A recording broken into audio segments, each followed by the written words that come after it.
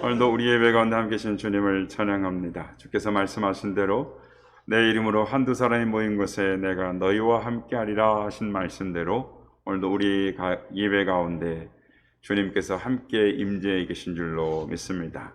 또한 유튜브 예배로 함께 하신 성도님들께도 하나님의 은혜와 평강이 함께 하시기를 축복합니다. 어떤 사람은 어떤 결정이나 행동하는 데에 나름의 양식이 있습니다. 러시아 작가 투르게네프는 사람은 어떤 일을 할 때 어떤 유형이 있다라고 합니다. 두 가지 유형을 나눴는데 하나는 햄릿형과 하나는 돈키호테형이 있다라고 나눴습니다. 햄릿의 유명한 저 대사 사느냐 죽느냐 그것이 문제로다라는 처럼 어떤 문제를 가지고 고민을 하면서 골똘하게 할 것인가 말 것인가를 고민하는 타입입니다. 그런데 이런 타입의 문제는 길고 깊은 고민을 하지만 그렇게 고민하고서도 그 결과로 어떤 행동도 나오지 않는다라는 것이 문제입니다. 아무튼 햄릿형은 어떤 선택이나 사건을 앞에 두고 어떻게 할 것인지를 먼저 숙고하는 타입입니다. 돈키호테형은 생각보다 행동이 앞서는 사람입니다. 이런 유형은 순간적인 판단에 따라 혹은 내키는 대로 단순 무식하게 행동하는 경우입니다. 일단 저질러 놓고 보는 겁니다. 사후에 그것을 생각하고 고민하는 것입니다. 여러분은 어떤 유형에 가까우십니까? 행동하기 전에 먼저 생각하고 고민하는 쪽입니까? 아니면 일단 본능에 따라서 내키는 대로 행동부터 해보고 나중에 생각하는 쪽이십니까? 나는 이쪽도 저쪽도 아니다라고 생각하는 분이 계실 것입니다. 그러나 사람의 행동 양식에는 중요한 요소가 있습니다. 그것은 모든 사람이 행동하기 전에 생각이나 감정 등이 먼저 발동한다라는 것입니다. 아무리 행동부터 하는 사람이라 할지라도 그 행동 전에 나름의 기준이 발동한다라는 것입니다. 그 기준은 자신 안에 있는 내재된 본능일 수도 있고 오래된 기억일 수도 있고 그날의 감정과 생각에 따라 다른 것일 수도 있습니다. 아무튼 사람은 어떤 행동을 하거나 또는 어떤 결정을 내리는 데에 각자의 나름대로의 기준을 가지고 있다라는 것입니다. 문제는 그 기준이 무엇이냐라는 것입니다. 어떤 분은 이 선택의 순간에 다음과 같은 것을 기준을 삼으라라고 합니다. 마음이 시키는 대로 해라. 요즘 청년들한테 그런 많이 이야기하죠. 욕심을 따르지 말고 양심이 원하는 대로 해라. 당장을 보지 말고 미래를 바라보고 하라. 절망보다는 희망을 선택해라. 혼자서 선택하기 힘들 때에는 다른 사람의 의견을 들어봐라. 물론 살면서 각자 나름대로 행동하는 기준들을 가지고 계실 것입니다. 그러나 대부분의 사람들은 환경이 좋은가 나쁜가, 그것이 나에게 득이 되는가 나에게 실이 되는가, 또는 나에게 이로운가 해로운가라는 생각을 우선적으로 기준을 삼는 것입니다. 여러분은 어떤 행동을 하거나 결정을 할 때 어떤 기준을 갖고 계십니까? 오늘 본문에는 이 어떤 중요한 문제에 대해서 그리고 자신의 행동에 대해서 더 나아가 자신의 삶에 평생에 영향을 미칠 것에 대한 어떤 선택을 한 여인에 대해 소개를 하고 있습니다. 오늘 본문에는 3명의 여인이 등장합니다. 시어머니 라오미와 룻, 두 며느리인 오르바와 룻입니다. 이 3사람은 과부입니다. 당시 두 며느리는 기껏해야 한 20살 내외 정도가 되었을 것이고 이 시어머니는 40대 중반이거나 또는 50대 초반 정도 되었을 것입니다. 시어머니 나오미가 유대 땅으로 돌아가기로 결정하고 두 며느리에게 말합니다. 너희들은 여기 남아서 자유롭게 다시 남자를 만나서 결혼을 하고 가정을 꾸리고 행복하게 살아라.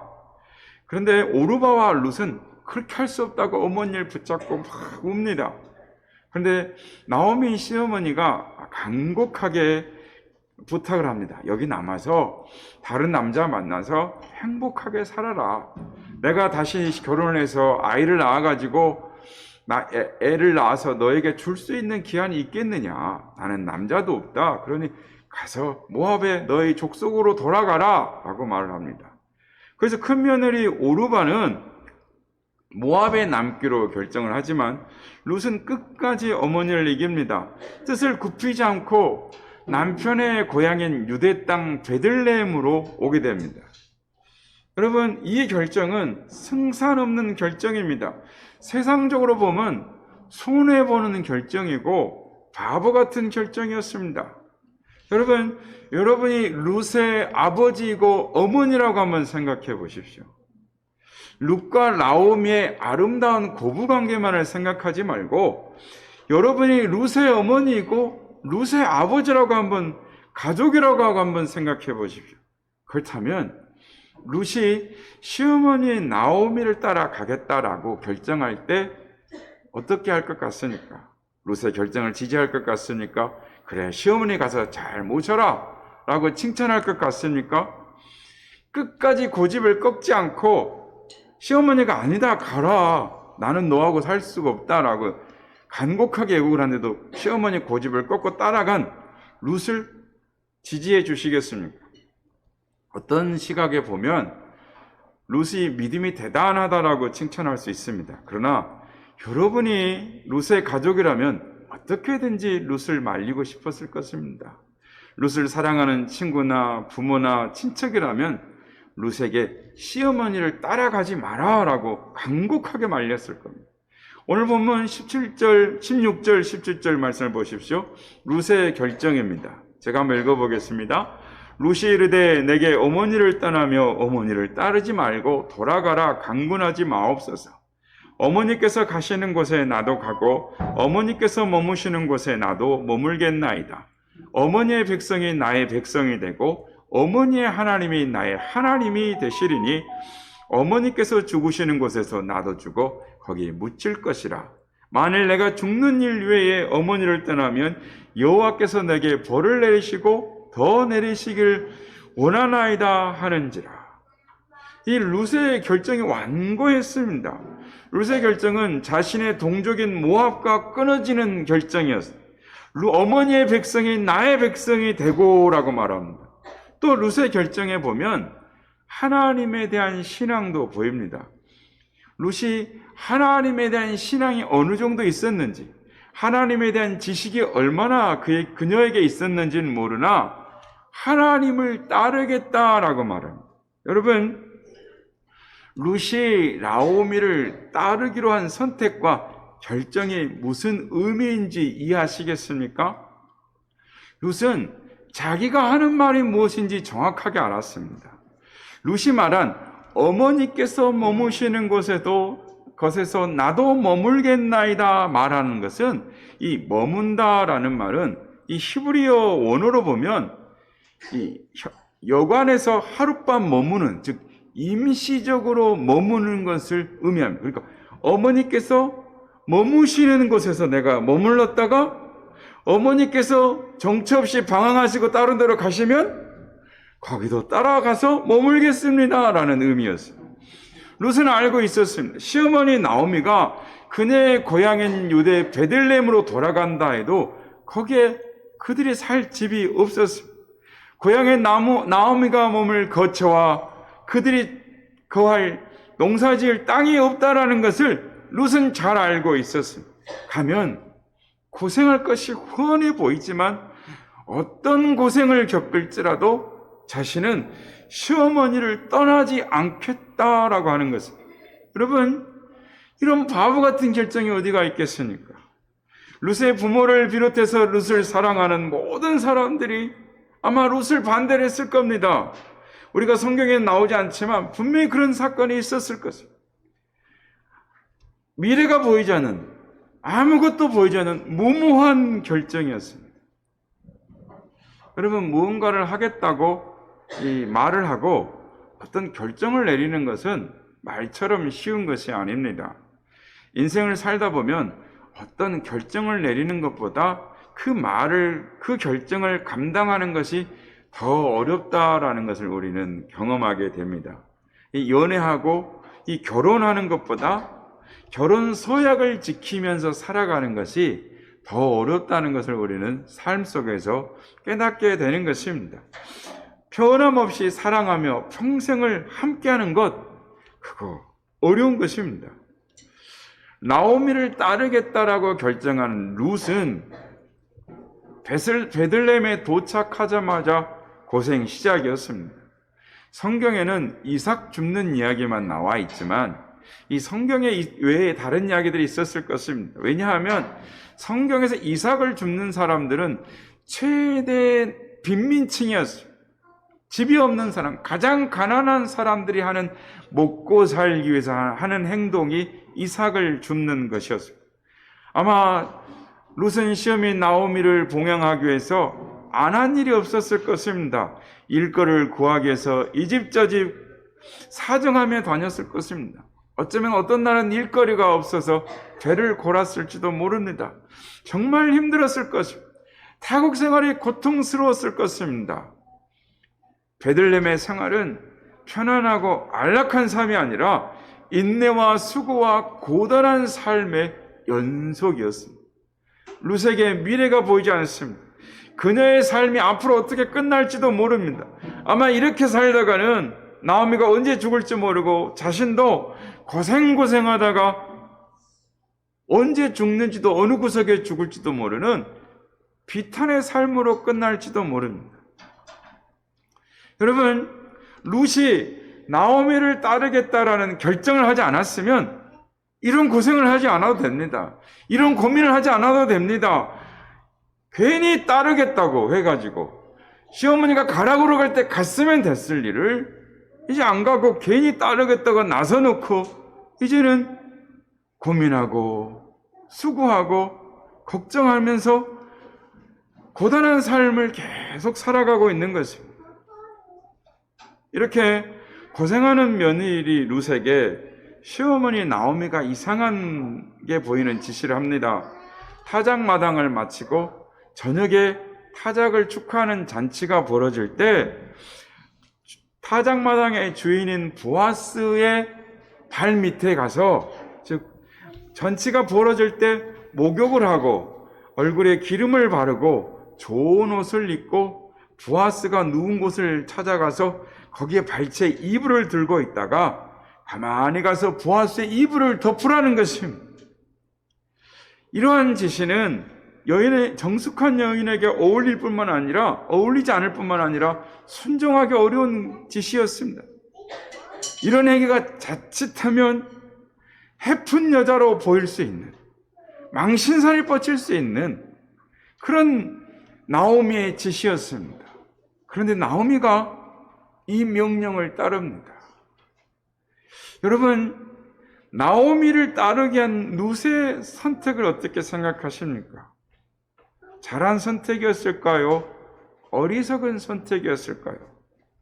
우리는 룻기의 결론을 잘 알고 있기 때문에 룻이 잘 선택했다라고 말할 수 있습니다. 그러나 룻기의 결론을 모른 상태에서 그 어머니를 따라가서 이삭을 짓고 다른 집에 가서 하소연을 하고 배고프고 수고하고 고단한 삶을 계속 살아가다가 그런 선택을 하다가 또 어머니가 또 다른 남자 발밑에 가서 이불자락을 펴고 누워라 하는 말을 들었을 때 룻의 선택을 누가 잘했다고 말을 하겠습니까? 차라리 동서 오르바처럼 자기 고향으로 돌아가는 것이 합리적인 선택이고 정상적이고 옳은 선택이었다라고 말할 수 있을 것입니다. 그런데 성경은 룻의 선택을 어떻게 말하느냐 하면 룻기 3장 10절 말씀입니다. 룻기 3장 10절 제가 읽습니다.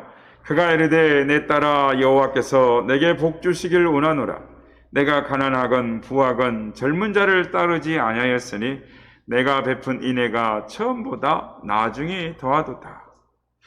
이 말은 룻이 나오미의 지시를 따랐을 때 이 잠결에 자신의 발밑에 누워있는 룻을 발견한 이 보아스가 한 말입니다.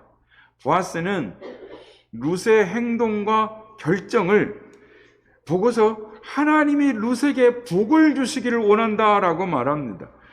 룻이 나오미를 따른 결정과 행동이, 즉 인애가 처음부터 나중보다 더 크다라고 말합니다. 여러분, 이게 무슨 말일까요? 발밑에 옷자락을 핀 여자에게 너희가 인애가 더 크다. 즉 룻의 선택은 인애, 즉 사랑을 베풀기로 한 결정이었다라는 것입니다. 룻은 자기 모압에 남아서 다시 결혼하여 살 수 있을 수도 있었습니다. 그 길을 선택할 수도 있었습니다. 그런데 룻이 가난하든 부하든 나오미 처지가 어떠하든 환히 알면서도 시어머니를 따르기 위한 결정, 즉 인애, 그 결정은 사랑을 베풀기로 한 결정이었다라는 것입니다.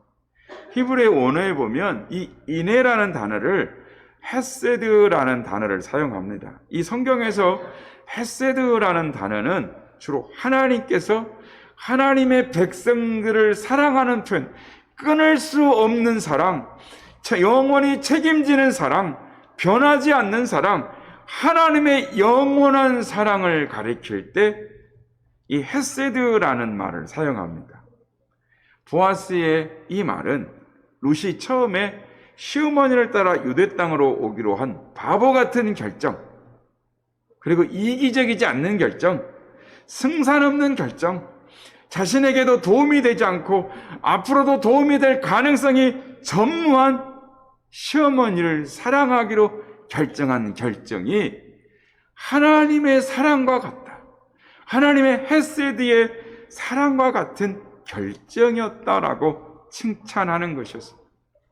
성도 여러분, 왜 룻은 이런 결정을 했을까요? 룻이 이 모든 일의 행복할 결과를 알았을까요?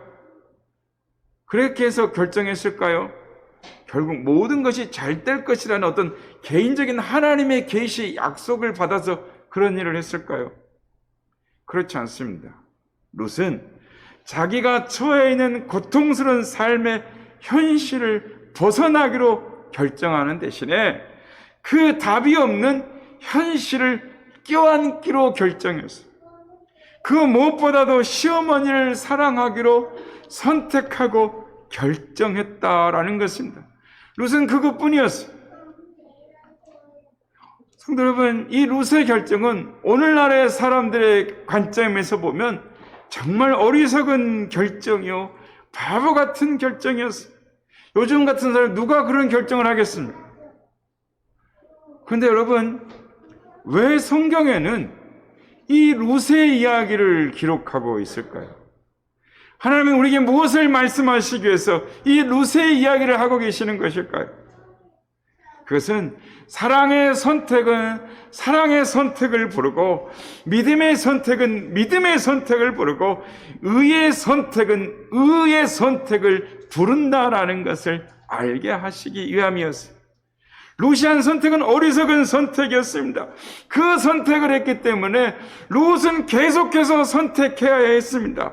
고난을 선택해야 했습니다. 수고와 인내를 선택해야 했습니다.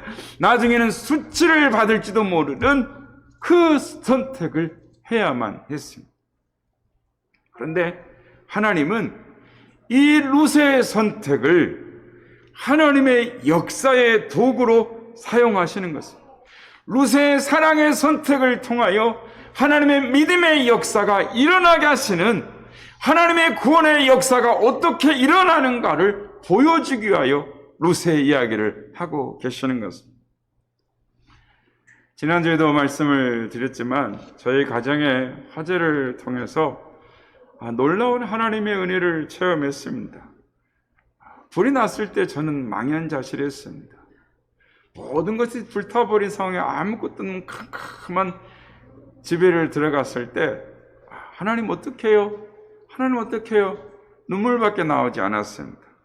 불에 타서 모든 것이 건질만한 것이 별로 없었어요.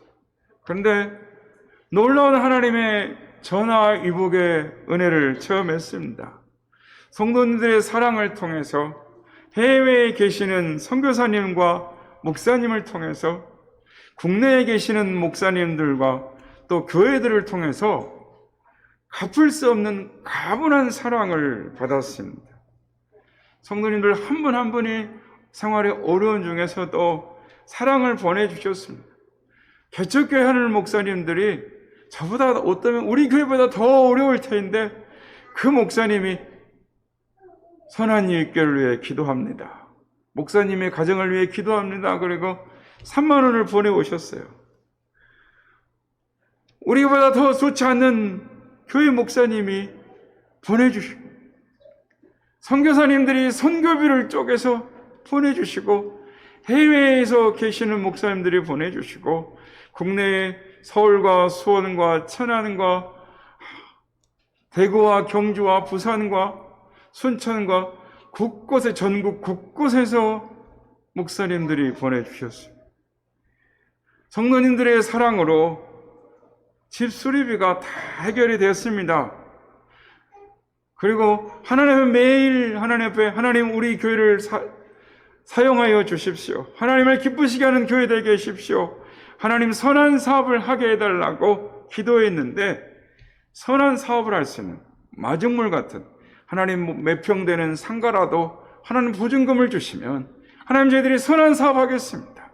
하나님 이 지역에 하나님 독거노인들 홀로 사는 가정들 하나님 도배도 해주고 또 목공 수리도 해주고 전기도 해줄 수 있는 그런 하나님 우리가 봉사하는 일을 하나님 그래서 하나님의 사랑에 선한 영향을 비춰 전도하는 역할을 한번 삼겠습니다. 이곳에 빛과 소금 된 교회 역할을 감당하겠습니다 라고 했더니 하나님이 그 기도를 들어주셨어요. 성도님들의 사랑 가운데 하나님 그 놀라운 역사를 해주셨어요. 여러분 우리가 하나님의 선한 사업을 꿈꾸고 있습니다. 내년에 그런 것을 계획하고 있습니다. 사업이 처음부터 완벽하고 거창한 계획은 없습니다. 그러나 한두 사람이 하나님의 선한 사업을 하고 싶어하는 열심이 있으면 그 한두 사람이 모일 때에 같이 일하면 시작하게 되는 거죠. 시작하다 보면 다른 사람이 그걸 보게 되고 홍보가 되고 그럼 우리 같이 일해요. 같이 도와주세요. 저도 함께 할까요? 이렇게 하면서 같이 하게 되고 그러면 조직이 만들어지고 그러면 회비가 모여지고 사업에 대한 자금도 후원하는 사람들이 생기게 될 것입니다. 저는 이번의 사건을 통해서 하나님의 역사가 어떻게 이루어져 가는 것을 보게 됐습니다. 하나님께서 한 분 한 분의 마음을 움직이시고 한 분 한 분의 선택을 통해서 믿음의 역사, 사랑의 역사가 일어나게 하신 것을 보면서 하나님이 이렇게 하시는구나. 아마 보내신 분들은 홀로니까 아마 모르셨을 겁니다. 내가 하는 이 선택이, 이 결정이 이 얼마나 도움이 되겠나라고 생각하셨겠지만 하나님께서 주신 마음의 감동으로 조금이라도 도와야겠다라는 선택한 결정이 건물 수리비를 다 제하고도 또 선한 사업을 하고자 하는 비용의 마중물 같은 재정적인 풍성한 은혜를 채워주신 것을 경험하게 됐습니다. 이번 주간에도 일면식도 없는 목사님이 천안에서 목사님 한번 보고 싶어요. 목사님 사모님이랑 대접하고 싶어요. 아닙니다. 저희는 그 받을 자격이 없습니다. 아닙니다. 꼭 내려오세요. 꼭 목사님하고 사모님을 식사를 대접하고 싶다는 거예요. 그 내려가 봤더니 저보다 한창 대선배님이세요. 교회도 큰 교회 목사님이신데 와가지고 저 꼭 대접을 하겠다는 거예요. 그 어려운 자리에서 어떻게 먹고 나왔는지 모르겠어요. 점심을요. 그런데 차에다가 바리바리 오늘 우리가 김장을 했습니다만 어제 거기에는 믹서기에 에어프라이에 옷에 그릇에 냄비에 이런 걸 막 가리가득 바리바리 실어가지고 보내주시면서 목사님 힘내세요. 교통비 하세요. 이러고 봉투를 주시는 거예요. 여러분 이분들이 어떤 보상을 바라보고 도와주셨을까요? 돈 몇만이라도 남에게 보내는 거 쉬운 일이 아닙니다. 그런데 하나님이 그분들의 마음을 움직여 주신 사랑이 그 마음이 전달되어서 제 마음이 하나님이 우리 교회를 기뻐하시는구나. 우리 성도들을 사랑하시는구나. 아, 고목사를 하나님이 사랑해 주시는구나. 기도에 응답해 주시는구나. 마음에 기쁨이 있고 감사가 흘렀어요. 전안에 계신 한 목사님이 이런 이야기를 하셨습니다. 고목사님의 이야기를 딱 했는데, 아니, 긍휼과 사랑의 마음이 강같이 흘러가는 것을 느꼈다. 목사님들과 사모님들이 아, 그래요, 도와줍시다. 아, 그렇게 어려움을 당했어요. 그런 마음이 강같이 흘러간다라는 것을. 제가 며칠 전에 문자를 한 통 받았어요. 제가 한번 읽어드릴게요. 우리 성도님들이 저의 가정을, 목사를 얼마나 사랑해 주니 그 사랑을 통해 위로와 용기를 얻었어요. 한번 읽어보겠습니다. 목사님, 오늘 사모님과 목사님 식사 대접하고 그동안 못 나눴던 이야기 잠시 나누고자 했는데 못 배웠네요. 제가 개인적으로 보내드린 헌금은 교회 헌금이 아니고 목사님 가정을 위한 흘려 보내도록 하나님께서 마음을 주셨습니다. 제가 입던 겨울 코트를 팔아서 보내드린 것입니다. 자주 안 입는 옷들은 팔 수 있을 때 다 팔아서 생활비로 쓰고 있습니다. 저도 많은 은혜 받은 자녀인데 불평과 불만이 입에서 자꾸 나와서 또 회개하고 다짐하고 기도드려도 또 상황이 안 좋을 때마다 반복되네요. 목사님 힘내시고 승리하세요. 더 기도드리겠습니다. 여러분, 생활비가 없어서 코트를 팔아가지고 그 코트 판 돈을 목사에게 보냈습니다. 그러면서 힘내라고 그러는 거예요. 성도님들이 이렇게 사랑해 주시는 그 사랑에 제가 큰 위로와 용기를 얻습니다. 하나님께서 우리 교회를 얼마나 사랑해 주시는지, 성도들을 얼마나 사랑해 주시는지, 우리 교회 사랑이 얼마나 넘치는지, 우리 교회를 축복하시고 성도들을 사랑하신다는 것을 깨닫고 믿음의 담대함을 갖습니다. 하나님을 기쁘시게 하는 믿음의 길을 가야 되겠구나. 이 자리를 빌어서 다시 한번 큰 사랑을 보내주신 우리 성도님들께 감사를 드립니다.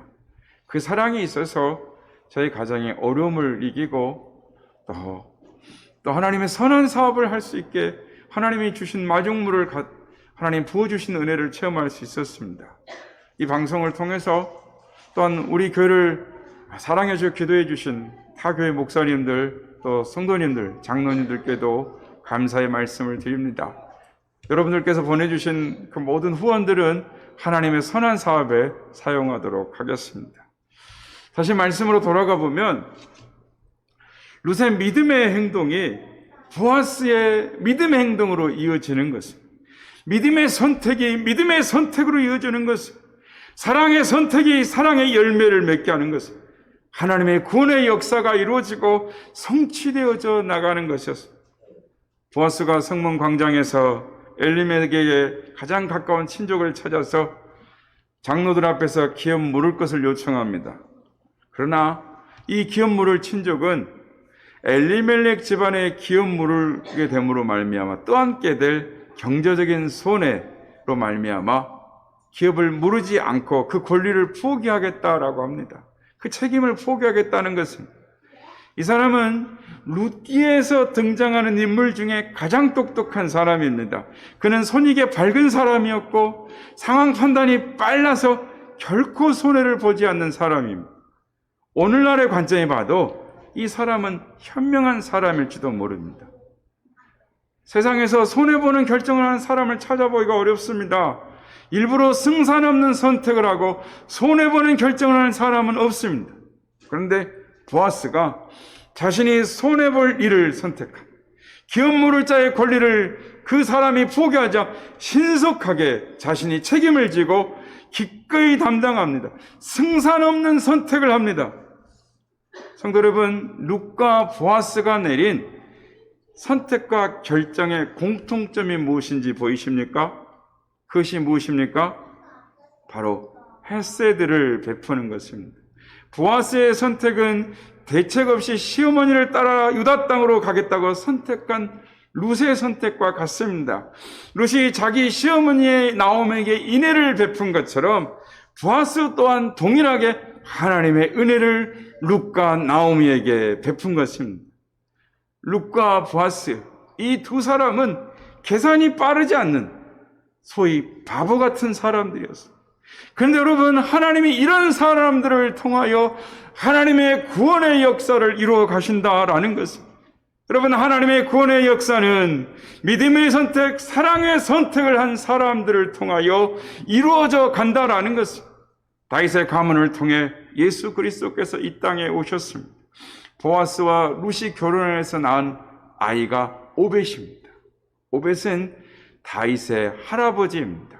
그러니까 보아스와 룻이 다윗의 증조부와 증조모가 되는 것입니다. 룻과 보아스 이야기는 해피엔딩으로 끝이 납니다. 그러나 여러분, 만약에 중간에 룻이 어머니를 따르겠습니다 하고 유대 땅으로 왔는데 그 삶이 너무너무 고달파요. 고단해요. 힘들어요. 그러면 만약에 중간에 포기하고 돌아갔다면 어떻게 됐을까요? 포기하고 돌아갔다면 하나님의 구원의 역사는 일어나지 않았어요. 이루어지지 않았을 것입니다. 그렇습니다. 하나님의 구원의 역사는 믿음의 선택, 사랑의 선택을 한 사람들에 의해 이루어지는 것은 하나님만이 인생의 답이심을 알고 하나님을 선택한 사람들에게 구원의 역사가 쓰여지고 이루어지는 것입니다. 믿음의 행동은 믿음을 부르고 사랑의 결정은 사랑의 열매를 맺는 것입니다.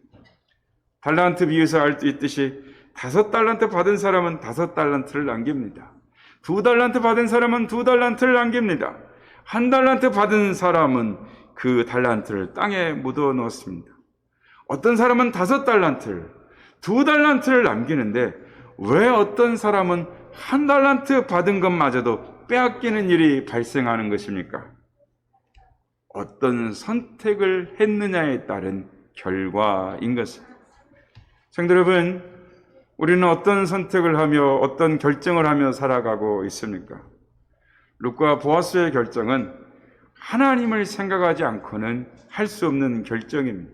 하나님의 사랑, 하나님의 헤세드를 아는 사람만이 이런 선택을 할 수 있습니다. 인생의 길에서 하나님만이 궁극적이라는 답이라는 것, 그 사실을 아는 사람만이 할 수 있는 것입니다. 내 인생이 막막한데 내가 누구에게 베풀 수 있단 말인가? 나 챙기기도 바쁜데 누구를 도와줘? 이렇게 말할 수 있습니다. 당연한 생각입니다. 그러나 그리스도인의 인생을 통해 자신에게 주어진 독특한 환경과 고난 속에서 하나님을 믿는 자의 삶이 무엇인지를 보여주는 사람들. 그리스도인은 고난과 어려움 속에서 승산 없는 선택을 하고 결정을 하고 하나님의 사랑과 헤세드를 결정하면서 살아가도록 부름받은 사람들. 이것이 그리스도인이고 교회인 것입니다. 우리 선한 이웃교회는 예수님이 말씀하신 선한 사마리안과 같이 하나님을 사랑하며 이웃을 사랑함. 그래서 하나님의 사랑으로 선한 영향력을 끼쳐 하나님께 영광을 돌리는 삶을 살겠다고 신앙의 삶을 선택한 사람들입니다. 우리가 선한 이웃이라는 신앙 공동체를 선택한 이유는 다른 사람들 눈에는 승산 없는 선택의 그 결정이라 할지라도, 그렇게 보인다 할지라도, 손해보는 선택을 하게 될지라도, 결정을 하게 될지라도 이 땅에 하나님의 헤세드를 드러내는 삶을 살겠다고 결정한 사람들이라는 것입니다. 성도 여러분, 예수님의 강림을 기다리는 대림절이 시작되었습니다. 예수님께서 이 땅에 육신으로 오기로 한 선택과 결정도 우리를 향한 헤세드의 결정이었습니다. 하기는 이 대림절 기간에 한 해를 마감하는 이 시점에 나는 어떤 기준을 가지고 어떤 선택을 하고 있는지를 우리 자신을 돌아보므로 믿음의 열매, 사랑의 열매를 맺는 우리 모두가 되시길 예수님의 이름으로 축복합니다.